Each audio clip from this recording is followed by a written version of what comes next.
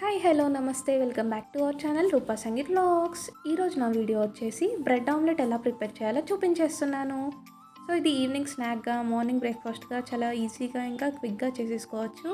రండి చూసేయండి. ముందుగా ఒక బౌల్ తీసుకొని 5 ఎగ్స్ బీట్ చేసుకోవాలి. నెక్స్ట్ అదే బౌల్లో 1 టేబుల్ స్పూన్ ఆఫ్ మిర్చి పౌడర్ వేసుకోవాలి. 1 టేబుల్ స్పూన్ ఆఫ్ సాల్ట్ వేసుకోవాలి. నెక్స్ట్ లైట్గా పసుపు అండ్ జింజర్ గార్లిక్ పేస్ట్ వేసుకోవాలి. లైట్గా ధనియా పౌడర్ కూడా వేసుకోవాలి. నెక్స్ట్ చిన్నగా చాప్ చేసుకున్న 1 మిర్చి వేసుకోవాలి. నెక్స్ట్ చిన్నగా చాప్ చేసుకున్న 2 ఆనియన్స్ వేసేసుకోవాలి. ఫైనల్గా చిన్నగా చాప్ చేసుకున్న కొత్తిమీర వేసేసుకోవాలి.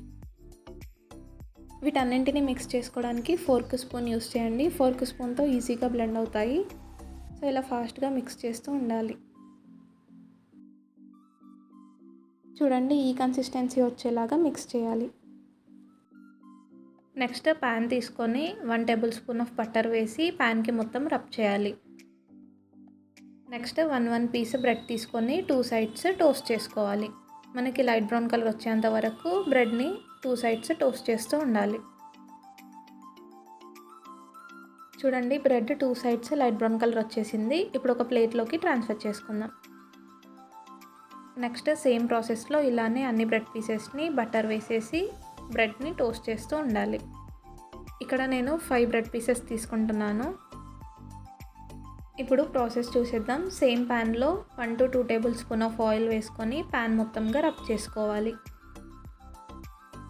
ముందుగా చేసి పెట్టుకున్న ఆమ్లెట్ మిక్స్ని ప్యాన్లో వేసి ఈవెన్గా స్ప్రెడ్ చేయాలి. నెక్స్ట్ ముందుగా టోస్ట్ చేసుకొని పెట్టుకున్న బ్రెడ్ పీసెస్ని 2 సైడ్స్ ఫ్లిప్ చేస్తూ పెట్టాలి.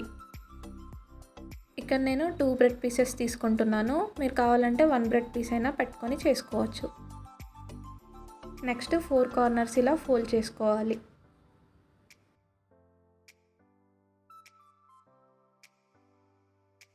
ఇలా 2 స్పూన్స్ హెల్ప్తో నెక్స్ట్ సైడ్ కూడా ఫ్లిప్ చేసి బాయిల్ అవ్వనివ్వాలి.